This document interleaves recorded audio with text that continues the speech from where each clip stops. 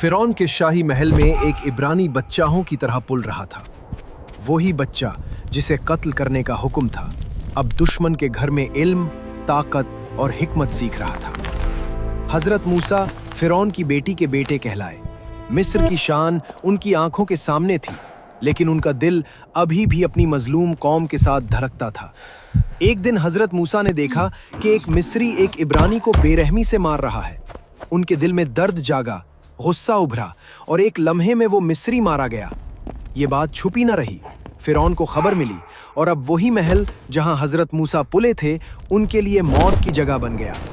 हजरत मूसा सब कुछ छोड़कर मिस्र से निकल गए और मदीन पहुंचे। वहां उन्होंने एक घर में पनाह पाई, चरवाहे बने, सादा जिंदगी गुजारी और बरसों तक खामोशी में रहे। एक दिन चरवाहों के साथ एक पहाड़ के करीब उन्होंने एक झाड़ी जलती देखी, मगर वो जलकर खत्म नहीं हो रही थी। वहीं खुदा ने पुकारा, ए मूसा, मैंने अपनी कौम की फरियाद सुन ली है। खुदा ने उन्हें वापस मिस्र भेजा। हजरत मूसा फिरौन के सामने खड़े हुए, मौजिज़ात दिखाए, लेकिन फिरौन का दिल सख्त रहा। आखिरकार खुदा के हुक्म से बनी इसराइल मिस्र से निकले। सामने समंदर था और पीछे फिरौन की फौज थी। हजरत मूसा ने असा मारा और समंदर दो हिस्सों में बट गया। कौम पार हो गई और फिरौन अपनी फौज समेत डूब गया।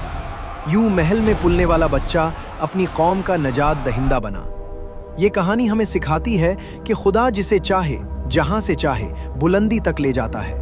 अगर ये पैगाम आपके दिल को अच्छा लगा तो लाइक करें और शेयर करें, ताकि ये सच्चाई दूसरों तक भी पहुंचे। आमीन।